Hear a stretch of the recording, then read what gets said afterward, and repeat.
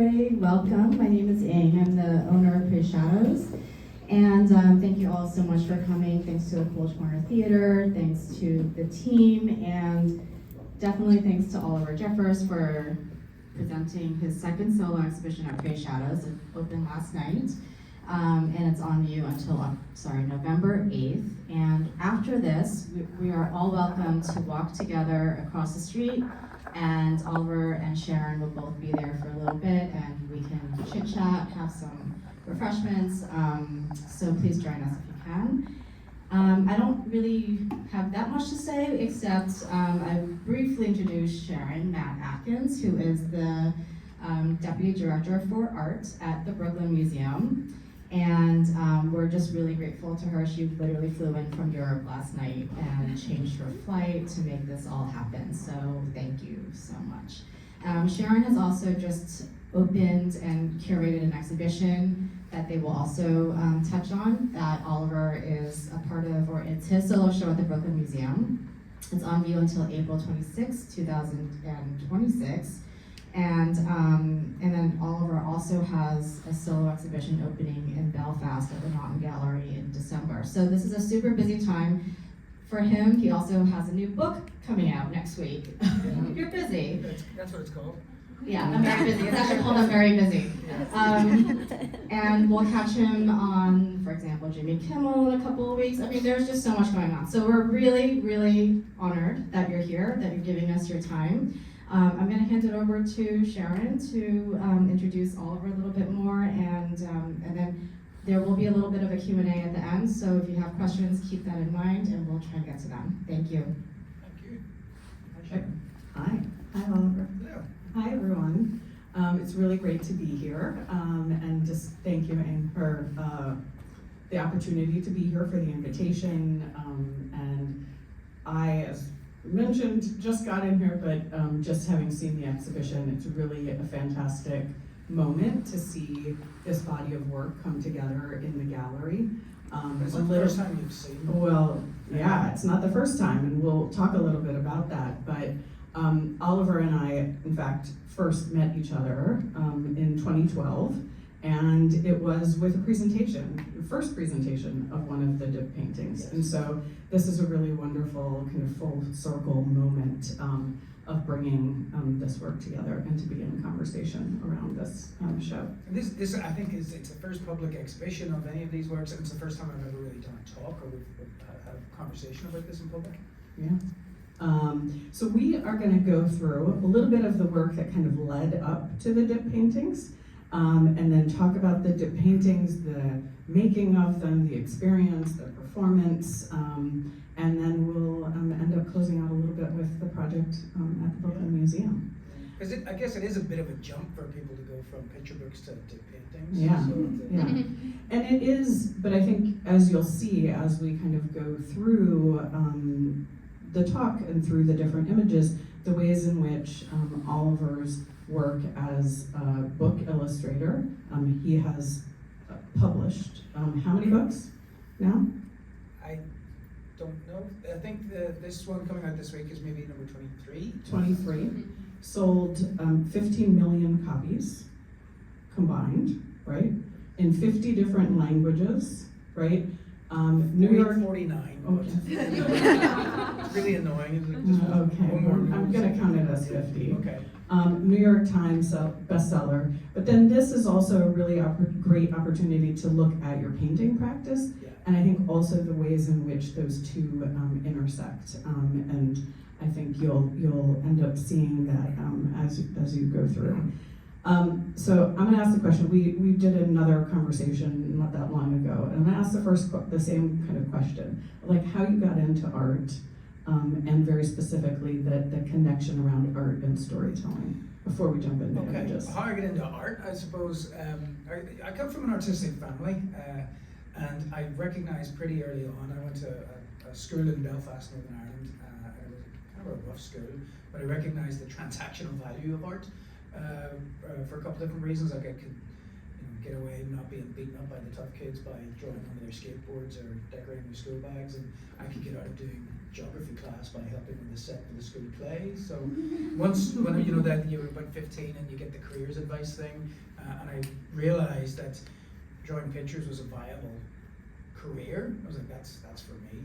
And you know, I'm also the exception that proves the rule. Where you're in UK, British and Irish education, third level education, you've got to start specialising very early. And you know, who knows what they want to be when they grow up when 15. I think that was, as I said, the exception that proved the rule. And that was the side of art, like how you got into art. But then I think this kind of connection to storytelling that comes through, and maybe we even kind of start going into some of the images. But well, the storytelling. I mean, you know, Belfast. We're a city of storytellers. The island of Ireland is a nation of storytellers.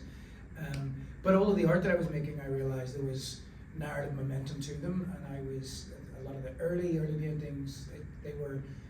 You were looking at something that was about to happen, something that was in the middle of happening, or something that had just happened. And I now can see, looking back, that I was dealing with the beginnings and the middles and the ends of stories, but separately. And so my first book idea came about whenever I had an idea for it. I thought a series of paintings and then realized, wait a minute, this could be the beginning and the middle and the end of a story. Maybe this should go in book format, and that became my first picture book, How to Catch a Star. One of the quotes that I jotted down was when you said, "We're no more than the stories we tell, we are told, and are told about us." Yeah, I think that's absolutely true. And that very much speaks to what you were just saying. The stories that we tell, I guess that's you know, the projection of ourselves out in the world. The stories that we're told, that's our context, our sense of who we are and where we come from, and then the stories told about us that's our reputation. But it's there's a lot of work that I do at the minute that's, you know, leans into the political realms, and it's looking at the story that we tell ourselves, which I think is the most powerful story of all. But to this image, this is kind of where it all started. My wife is an engineer, and when I met her in my mid-20s, and she had just recently graduated. I graduated a couple of years before, and she got an engineering degree, and I had an art degree. And she was like, "How do you grade art? You know, how do you give art a percentage? What's right and what's wrong?" And this fascinated her, and I was like, "Wow, yeah, I guess I never really thought about it like that. You know, I suppose if you've got enough bullshit in your back pocket, you can get away with anything. But in engineering, there's real consequences. There's right and wrong answers." And then I thought, right, well, here's two totally different but equally valid ways of looking at the world, logically and emotionally. And then I was wondering, could you I don't know, represent them both at the same time? And so I started making paintings, classic figurative paintings, and putting mathematical equations on them. And this was the first. It was called Understanding Everything, and it was the equation, rather than just picking a random equation, I was like, it's got to be relevant somehow. So the equation is how light refracts through glass, and it was the light source of the painting. And so this was bought by a professor of quantum physics, and he asked me, obviously you're making art about Bell string theory. I was like, I've never heard of it. Obviously, yeah, I'd never heard of it. But so then we met regularly, and we would talk about the differences and similarities between art and quantum mechanics, and it was really interesting for both of us because, you know, I was never really good at maths growing up, but I could understand some of the philosophical concepts that he was talking about, and he enjoyed talking to me because I was not thinking like a mathematician who you don't really work with. And through that, I discovered all these other theories, like the theory of duality and the theory of hidden variables. And then I started, that's sort of like, you know, I was sort of playing about a bit more and using the three classic styles of, I guess, representational art, figurative art. So still life and portraiture and landscape. But so as I was talking to him, this is just an example of how the books and the art always sort of interact with each other. There was this thing in quantum physics that they're trying to find a unifying theory of everything. I was like, is there one equation that works for absolutely everything? And it's like sort of the quest for ultimate intelligence. And at the same time I was making this body of work, I was also writing The Incredible Book-Eating Boy, which is about a kid trying to become the smartest person in the world. Yeah. You know, there's some more of the paintings from that one. So it's like, what is that called? Still Light with still life with, what is it? Oh yeah, still life with light, because that's the theory for the duality of light and light bulb. Still life with light and light bulb, yeah. Oh wait, go back for a Sorry. second. Sorry, we're gonna do this bit. Wait, how do I do that? Yeah. There. I think this book, and if you go over to the gallery, there are copies of this. Just if you have, yeah. Because I was just flipping through it again, and I think it is really an incredible example where you see the parallels between your Yeah. painting Yeah. and what's happening here. Yeah. And I also just have to ask: is the boy you? Are you the one? You're like taking in everything. In all the characters in my books, there's an element of Yeah. self in there. Yeah. Autobiographical. I do tell kids there's a bite out of the back of it, and I tell kids that's my dental record. So Yeah. But I think the other thing that you see here too, in this body of work is this kind of hiding of part of the Right. of the figure. Yeah, and that's because there was the I think the theory of hidden variables, and there's there's this equation that scientists say they take into consideration when there's something occurring but they don't really know what it is. So it's the theory of hidden variables, and I think very religious people have taken to say there proves the existence of God, and the scientific community sort of say no, it just proves that we don't know everything yet. So I made this piece of art called what is it? I can't read it. Portrait with Jesus and Hidden Variables, and then that was displayed in an exhibition in its kind of original frame. So I guess it was kind of vulnerable, but somebody took umbrage to it. I don't know whether it was on religious terms or scientific terms, but they ripped it in half. And then I thought, in the interest of scientific endeavor, I'll just do it again. So I did Still Life, or Portrait with Jesus and Hidden Variables, take 2. But so yes, at this point you see I'm starting to like make art and then hide it, and I was doing that in different ways, like sort of painting a portrait and then putting it behind frosted glass, or Nothing to see here. yeah, the nothing to see, or these portraits where I was like, I'm going to give you the information in a different way. So I really did paint I've got a video somewhere painting over that part of Adriana's face, and I was like, instead of showing you the color, I'm going to give you the Pantone number for it instead. And then the nothing to see here, so like a landscapes or portraiture, basically playing about with the notion of something being there but you're being told otherwise. And I guess that led up to the first painting. So you'll see this if you haven't already been over to the gallery. You'll see this painting in the gallery, walk us through this first first painting. So with the one behind frosted glass and some of the other ones, it was like, if you really wanted to, you could remove that piece of glass. Is there a more permanent way of hiding something that really does exist, and but not in a violent way? Because I thought, like, if I were to paint over it, that's decisions I'm making, and there's an aggressiveness to that, or splattering a bucket of paint that I'd also felt too violent. And then it was listening to my father-in-law talk about cleaning an old door by dipping it in a vat of acid. I was like, maybe but rather than acid, which also felt destructive, it was like paint, and then it could be this sort of beautiful object at the end of it. So yeah, I did that, and it was like, in the first one in the studio, it didn't really occur to me to take a photograph of it, but before, and then you came along and saw it, and it ended up in the Brooklyn Museum. Yeah, that was, I think do we have an image of it?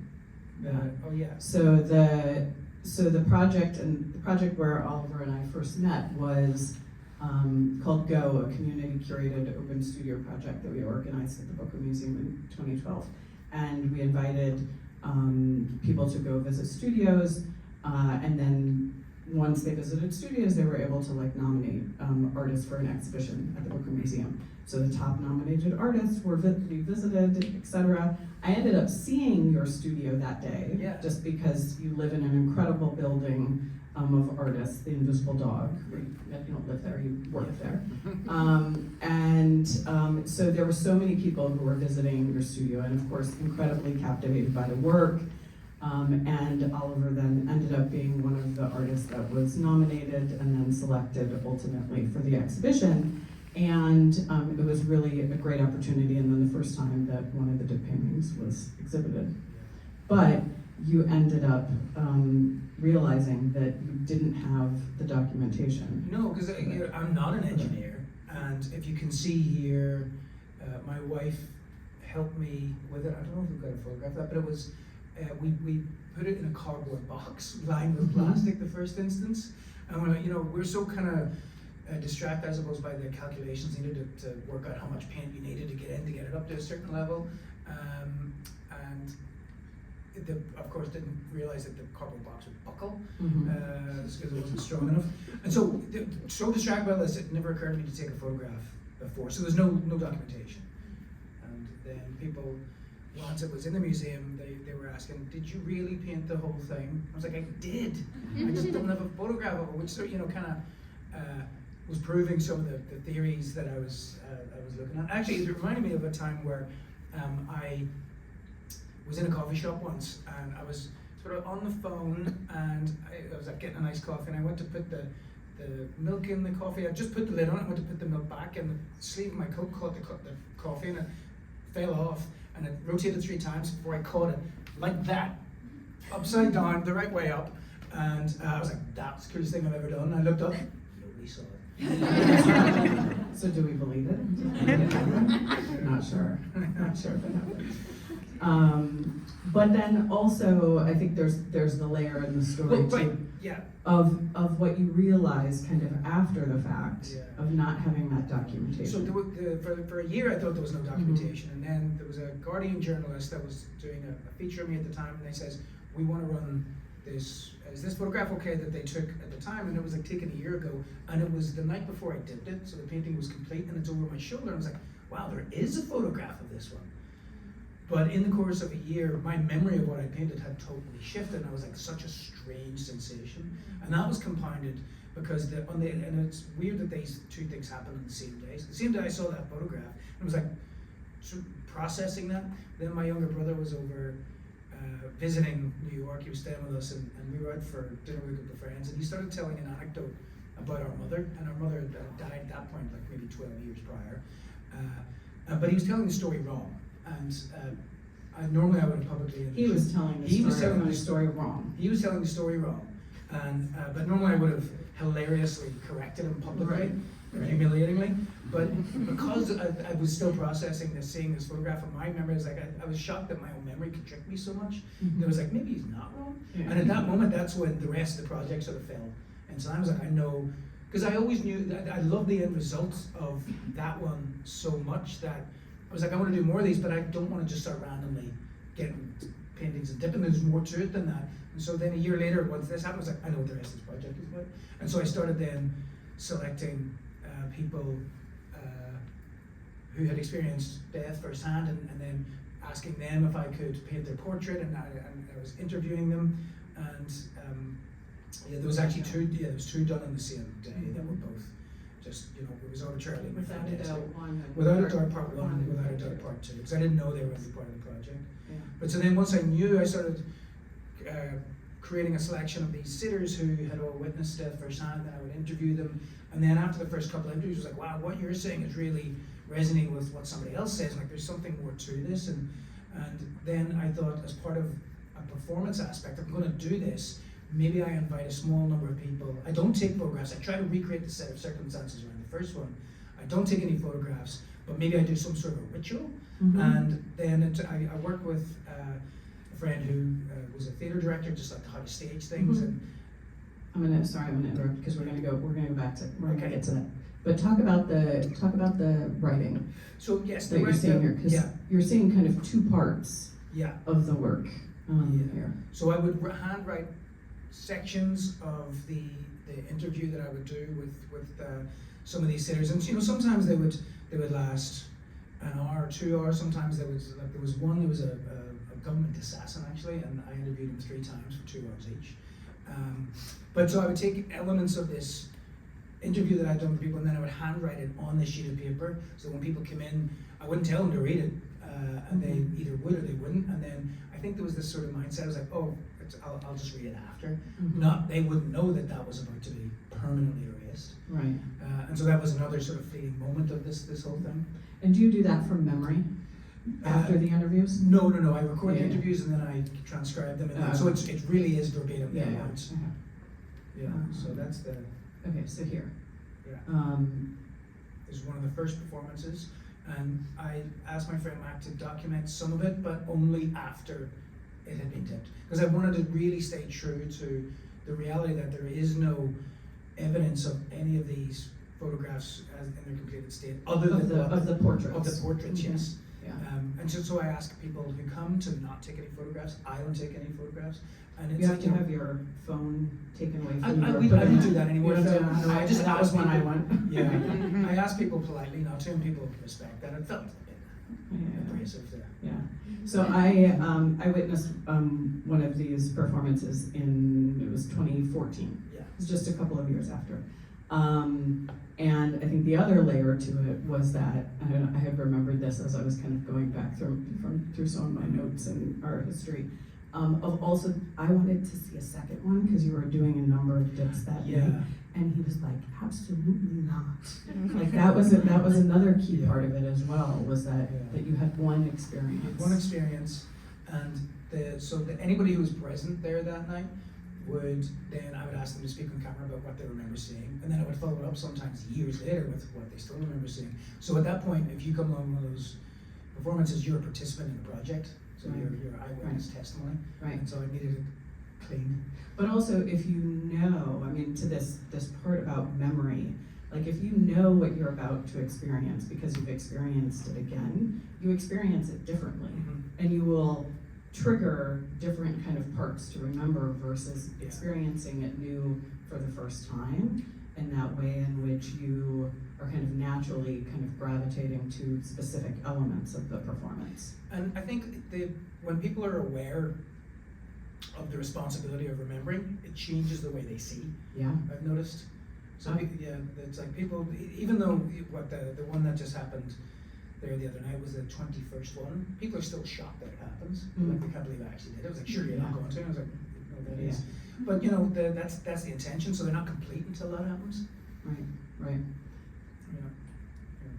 Got lots of examples of these. And I think one of the other things is like you in selecting who you are going to paint as a portrait. It's someone that you know well, someone that sometimes, but also sometimes it's people you have more recently met, and you're very much thinking again about that connection to their relationship to death, to loss. Yeah.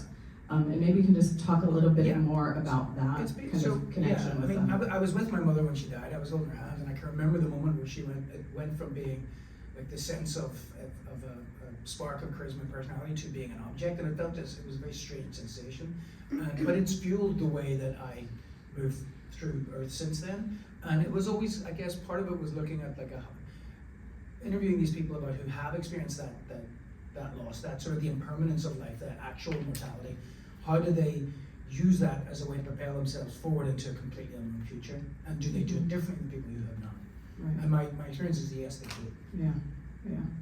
And I think there's the layer to it as well, and we can talk a little bit more about this later too. But the way in which the experience that I had, for example, I knew the person, and so the way in which I think I remember that experience, because now that was 11 years ago. Now I've got my 50-plus-year-old brain that is challenging anyway. But I remember so many elements of that experience based on the space, based on that image, but it's also very much connected to an understanding and a knowledge of that person too. I think one of the things that surprised me is just how vulnerable and fallible memory is. Mm-hmm. And it's like every time, I've learned this since I've been doing a bunch of reading, and I was like, when you remember something again, you're not actually remembering the thing, you're remembering the last time you remember it. Mm-hmm. So that, neurologically speaking, that's what happens. And so it's like every time you're telling these stories, you're lifting it out of the drawer and polishing it a little bit and altering it and then putting it back in. Mm-hmm. And so it's like, there is this imperfection in human memory. And one of the people I interviewed was an EMT firefighter, and he had said just about how unreliable eyewitness testimony actually is, because I guess it's a life or death scenario sometimes, but it's like, what were his actual words? It was like,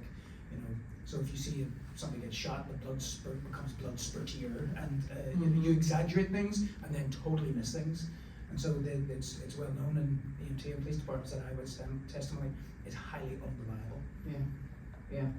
And the kind of, in this project and in this series, I think the way in which that experience, because it's 20-25 people only. who Yeah, kind any of more than that, experience it would feel, Right. it wouldn't feel intimate, you wouldn't be able to see properly. Yeah. And what have you found from the interviews that you've done after, in terms of the way that people have described the portrait, the They image? end up making it all about them, which I think is uh-huh. really interesting. They talk more about their emotion and how it's affected them rather than What they saw. what they saw. Mm. And I think that's it's really insightful, that. But it's like I've learned a lot about how people use it various coping mechanisms, and because ultimately the project is about death, but really it's more about memory and identity. Mm-hmm. And a lot of people have said some really interesting things. Like somebody said that their father had just dropped dead suddenly, no warning, and their life was radically altered, but nobody knew how to talk to them about it because they didn't look any different. Whereas in the old days, I guess Victorian, or various cultures, people would wear mourning colours so you knew how to treat it differently. And then she posited that it's like maybe this is a result of this sort of the idea in capitalism that death doesn't exist because we keep rewarding youth and beauty. You think of all the way the TV goes or the ad campaigns go, the sort of the standards of beauty. It's like we're pretending death doesn't exist, and so therefore people don't have the vocabulary to talk about something that should not be a surprise but always is. So these are I do tests just to make sure, like, will the paint be opaque, and so I ultimately wanted to do one in fluorescent red, but clearly it's not opaque, it's completely transparent. So I'm going to jump on to that was a different project, sorry, but when I did the yellow one, which I think is there. So yes, everybody who's there gets a gift for participating in a photograph that's dipped in the color of the paint. But this one is because it was a fluorescent color. I don't know if you remember this one. It was a double dip. So whenever, as an artist, I'm using fluorescent colors, you have to put a white base layer down, and then the transparent color sings on top of that. And so I did all these tests, and like how long is the drying time, and it was one that was done in collaboration with Brooklyn Museum. I don't know if you remember, it was like 2018 maybe. It was in July, and so I really tested it, and I was like, okay, here's how long the white base paint takes to dry. So we'll do parts one of the performance at this time, then we'll mingle, and then an hour and a half later we will do part two. And we got all worked out, everything calculated, it was all supposed to go great, but then a giant storm rolled through, and it was torrential rain, the air was just moist, and the base layer did not dry. And so whenever I didn't quite know this, and then so I don't actually have a photograph, so I ended up being a triple dip because the yellow paint ended up shrinking and cracking, and like revealing a whole bunch of the under. So I had to do it again then for that one. But this gives a sense of the setup. There was two that were done in Invisible Dog. So look just how many cans of paint it takes to do one of the larger paintings, and it stinks because it's oil-based enamel because the paintings are in oil. So if you used a water-based paint, it would just be repelled. But yeah, and talk about how you decide the level of the. Because as you'll see in the gallery, if you haven't already, in some cases you see just the eyes peering over the line. Some cases almost the whole face. Yeah, there is a crude calculation, and like for someone to decide, sort of want to take control out of my own hands and sort of let it be a much more natural, organic process. So I stick with pretty much the crude calculation we did the first time around. It's like I've got a rough idea of how to measure the quantity, the volume of paint, and so I go up to normally about the person's eyebrows, and then what I don't take into consideration, which affects this, is sometimes the paint company don't quite put the full amount of paint in. Sometimes the box is leaked. There's the displacement of the whatever volume that the painting is taking up itself and the size of the frame. So I generally go till I hit the bottom, and sometimes it's way above, like in the case of this one. And then sometimes it's way low, like in the case of Doreen. But if you see the drip sheet for her one, it looks like a giant pool of blood, and it's because the box leaked. And so it was sort of going down as I was Yeah. pouring it in. I was like, uh-oh. But it's part of the process, and as long as it's documented, it was like I sort of try to leave as much of it to just whatever happens as possible. But the drip sheets end up looking like these weird, Right. sort of beautiful objects, like jellyfish kind of a thing. So I do have a photograph of the one that was just done there on Wednesday. Was anyone there on Wednesday? Yeah, Yuri was. Yeah, well, Yuri. We'll talk about that. Yeah. But you there's a lot of actually there's another one of the setups, so you can sort of see that the painting is suspended above the sheet of paper that's the parts of the interview are written on, and then it's going to stay like that for a month because it's all based on the paint. When it's sitting that thick, it takes a really long time to dry. Right. A really long time to dry. And also to that point of chance that you were speaking of, that in the way in which you're not trying to control every layer. As you'll also see at the gallery, in some cases with the drip sheets, you can understand and read Parts. more of the Yeah. story, or in some cases even knowing who the sitter was. Yeah. But in some cases it's not. And as we were chatting, like that also is not a decision. Not a It's decision just- I make. I don't know how drippy the paint is going to be because they're all slightly a different viscosity.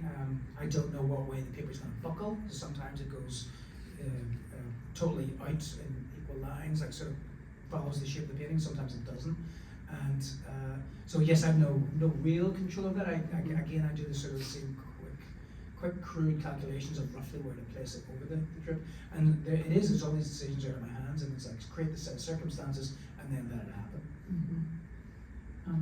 Wait, let's go to the performance. Let's go back here. Yeah, that was. And this was your one situation where you had an audience of one. Yeah, and it was for this. It was Jerry Saltz, and he did this New Ways of Seeing, and so this was one of the examples of modern, or I guess, performative art, and so it was a painting that was made specifically for this occasion. But because I believed in the way in which he was going about it, and so he helped me pour the buckets of paint. I think that it's if you look at Jerry Saltz's New Ways of Seeing, I think there's 3 episodes, and this is in one. It's me and I think Kendi Wiley, and there's another artist whose name I'm forgetting. But you can see some of the process. You don't see the painting before either, though, because I was made sure that could not be documented. And how did he describe the? I can't remember, but he was really fascinated about it. Just like the sort of the permanence of it, and I can't remember what words he used, but I think a lot of it had been scripted before, and I think the emotionalness of it surprised him. So I'm not sure what was scripted and what was just him reacting in real time. Let's go to this one and also talk about the frames and about the process, because I think this is, to the connection of you're very much responding to the historical tradition of portraiture, as you saw, landscape painting, still life, etc. as well. But I think also there's an interesting layer, especially in this body of work, in the way that you're using these historical frames. Yeah. Well, one of the reasons that came up at the start was as a way to show the physicality and the reality of what had happened. Because if the painting was just a canvas, it wouldn't have been nearly as interesting because of the lack of objectness of it. And it's actually whenever I started in about 2015 or so, there was a lot of people doing their version, and I think El Decor even ran an article like, you too can update a vintage painting, just like mask the top off and spray paint the bottom. And so there was a lot of ones like that around, but it's you could tell for one thing, but it's the because of the objectness of the frame and then the neatness of the line that goes right around it. Was like, that's gravity. There's only one way to do that. And so yes, that's why I originally started doing it, but I realized it was another element, because I would collect all these old frames, and then I would have canvases made that fit them, and then sort of select the frame based on the interview with the sitter. But I realized like these frames that I found empty, they have memories of it. They have their own histories. They have their own histories. Yeah. And all of the buildings that I do them in have previous histories, and the whole part of the performance aspect and the toast is about the impermanence of everything, and how there's the only thing that is consistent is change. And the selection of the color? The selection of the color also comes from the interview. Yeah. In some ways, much more obvious than others. Mhm. Like the one that I just did, it was as soon as Yuri had said that line Mm-hmm. in the interview, I was like, I know what color Right. it's going to be. And then some other times I have to really think about it and kind of go through, because it's not like I ask them what their favorite color is or anything Right. like that. It's just got to be about the sort of the Some kind of vibe. connection. Mhm. Yeah. And here you can see with some of the artifacts. Yeah, so I would again just testing the different paints, like the drying time, the vibrancy, the transparency, and so there's drawers and drawers and drawers filled with these, and it was in realizing just like kind of how cool these objects are in their own right, that I started giving them out as gifts. But for each time I'm doing them, it's like I'm doing a little mini performance for one, where it's like I find these old photographs and I collect them, and then I pull some out, and I just, I'll just sort of dip it until I was like, okay, I'll just have a little moment with each one, and so these all become these little narratives. And then when I went to the Aspen Art Fair with Ing, we attempted to install this in the corner. Actually, no, we did. It eventually arrived in the mail. But then it was like I started putting them together in little clusters as these conversations, which I thought just made for really, really beautiful objects as well. And just sort of pulling them out from the drawer and kind of arranging them in these little conversations. Here, I'm going to this one. So I want to just talk a little bit more, maybe, or you could talk a little bit more about the kind of ritual as you're hearing all of these different kind of layers, and like the importance of ritual in this. And what I've realized is, like, there is a fine line between creation and destruction, and it's people's like, a question I get asked a lot was like, how do you feel destroying your work? And I was like, I'm not destroying it, I'm completing it, because the intention always was to do this, so therefore it's not complete until that happens. So it's about, how the importance of intention in art. But either way, it was like this, I think about this, the idea of creation and destruction, and then like baptism and funerals as well. So it's there's an element of the rituals of birth and death very present in the performances, and I talk about that, and then we do a little toast with the whiskey that my grandfather drank every day. And your toast at the end. What is done, what's yet to come is yet to come. Yeah, because I heard somebody say once about like at every moment we're sandwiched between everything and nothing. Everything is in all of the things in the history of the universe that have happened up until now, and nothing is in all of the things that are ahead. Are yet to come. Yeah.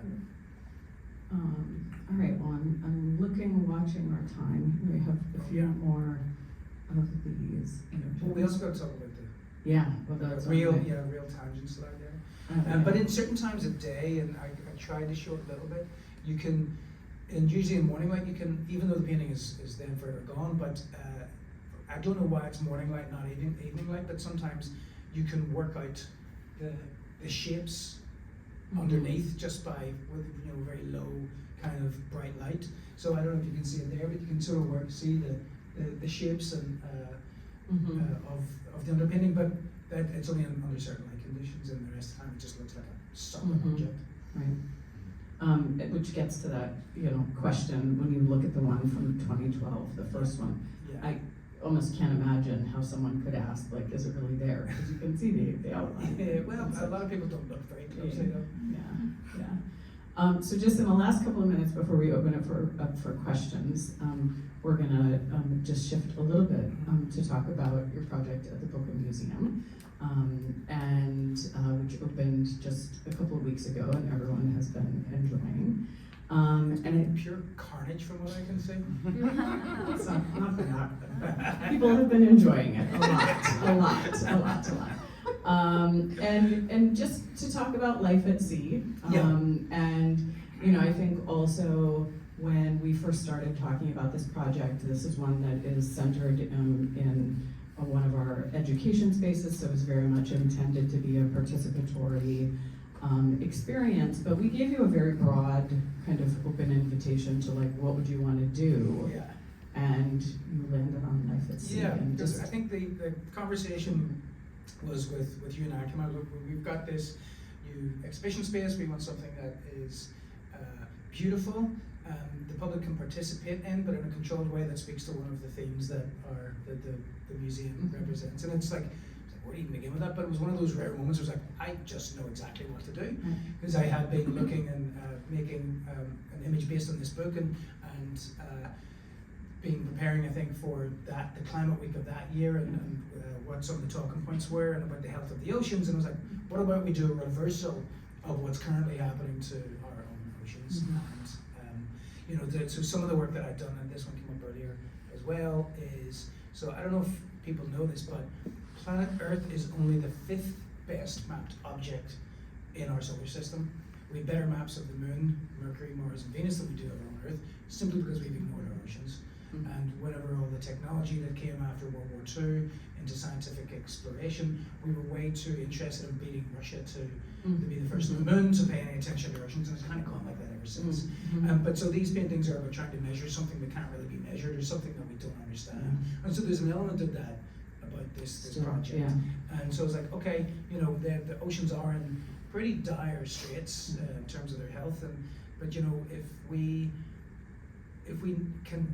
are going to ever be in a position to do anything about that, we have to imagine it first. So this is a playful act of imagination of asking everybody to humbly and gracefully put one life back in the sea. So kids come in, adults come in, and they pick a fish shape that they then decorate, put the little eyes on it, and they add it to the sea. But the rules are it's like one life for one life. Right. So you don't get to do a bunch.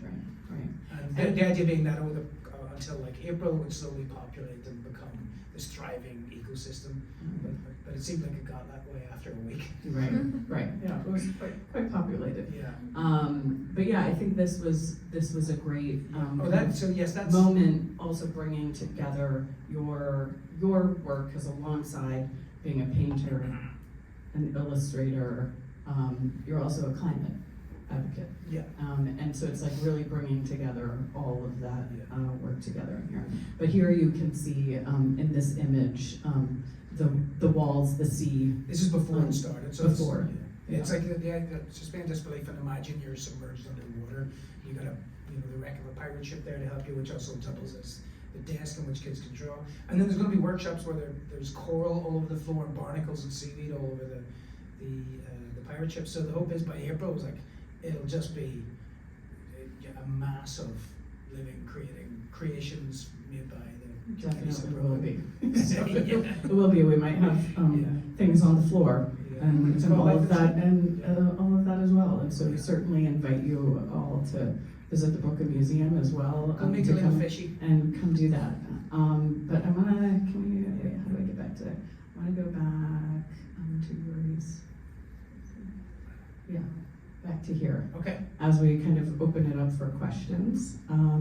And I've checked beforehand, but Yuri, who is the sitter of this painting, and just to open it, invite you to kind of talk about your experience of being there for this DIP performance, and then we can also open it up for other questions. Should I stay? Wait, should I go? Yeah. Wherever feels good. Yeah, talk to people. Come over here.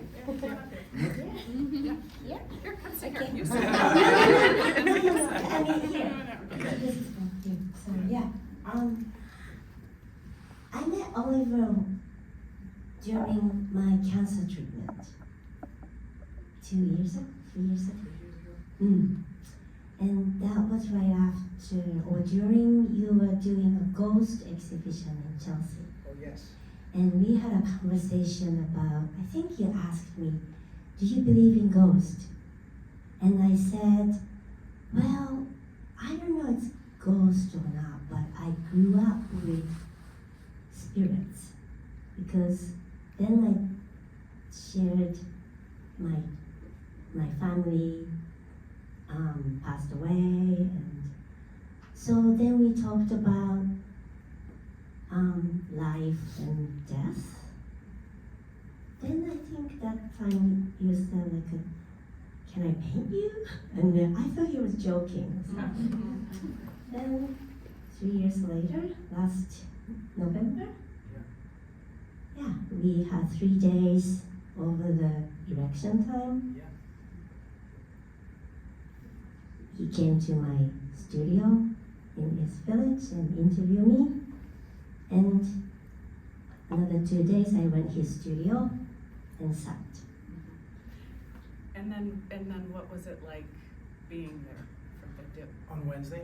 Oh, on Wednesday? Yeah. It was very interesting, mixed feeling, and I still don't know how to explain, as my memory and my experience all together, including what's behind this gray paint, are probably transitioning over the time. But it was, yeah, I was nervous too, and I heard Oliver was nervous too, but it was beautiful, much feel better after that actually. Yeah. Was it a degree of closure in some ways? Degree of closure of something part of me. I mean, so that is, I mean, personally, of course, oh, that's me and that time and year ago, but part of me is gone. But maybe I don't need that anymore. And I experienced this with the collective way. And many people came after the performance. How do you feel? Are you okay? Then I thought, well, at one point I thought like, wow, this is very emotional, but it's almost like I'm watching my own funeral, but this is object too. And even reading the writing, yes, I remember I said that. It's my life story, but it's done by Oliver's iconic handwriting. So that became his storytelling, and it's kind of observing object already. And yeah, so people who read this before it's covered had some kind of attachment with my life and reflecting their own life, I guess. So we all shared some sort of something here was gone, and we all witnessed together. But as much as I said there's like the death of sorts, but also a birth. Yeah. So then, of course, because of this experience, Oliver and I, we have so much exciting plan for the future, and so I feel, yeah. I like what you said. You said it was like, yes, it's like I'm above watching my own funeral, but I don't know anybody. I don't know him, so it's not my friend. So that was a very interesting experience. Of course, I feel so honored and thrilled to experience this, but I understood more after I heard this talk. It's a very difficult thing to try and explain. There's people think they know the project, and then they're still shocked by what the performance is actually like. Yeah. And National Geographic were interested at one point in trying to make a documentary of it, but they just couldn't figure out how to translate without sensationalizing the whole thing, the feeling of the performance into something that was televised. And I was like, well, maybe we just don't do that then. Right.